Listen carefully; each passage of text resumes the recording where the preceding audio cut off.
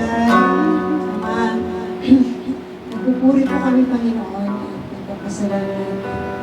At tunay nga, O Diyos, patuloy mo po kami binibigyan ng pagkakataon na kaya sambahin. Salamat sa pag-iingat ninyo, Lord God, sa bawat araw ay binibigyan niyo po sa amin. Salamat sa pagpapala, Panginoon, sa lahat ng aspeto ng aming buhay, sa pagbibigay, Panginoon, ng buhay, O Diyos. Maraming salamat, O Diyos, kung paano kayo sumasama. At tunay nga pong tapat kayo, Panginoon, sa lahat ng oras sa aming mga buhay, O Lord God. Patuloy nga, Ama, na pinagkakatiwala po namin sa inyo ang aming mga buhay, O Lord God.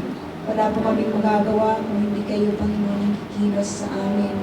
Help us, Lord God, to be encouraged, Lord God, always according to your word, Panginoon. Patuloy, Ama, na kayong maghari sa aming mga puso. Bigyan niyo po kami, Panginoon, lagi ng pag-aalam ng aming puso na kayo ay paglingkuran, kayo ay purihin, kayo ay pasalamatan, Panginoon, sa lahat ng oras.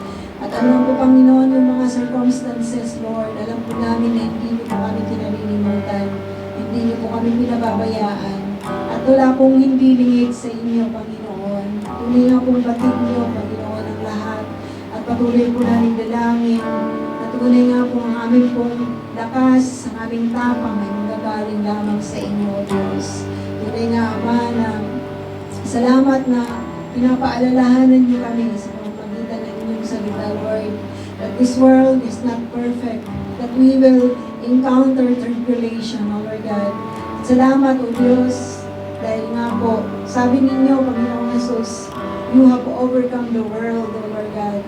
At tunay nga po kami ay magiging mapagtagumpay sa lahat ng oras because you are our Lord, the victorious Lord. Patuloy namin pinagkakatiwala, Ama, ang fellowship na ito, Diyos. Ang bawat isa. Salamat, O Diyos. At tunay nga po alam namin na sa amin pong pagsunod sa inyo, alam po namin, Panginoon, na patuloy na kayo ang magpapala sa bawat isa. We glorify your holy name, Father God. We magnify you in Jesus' name. Amen.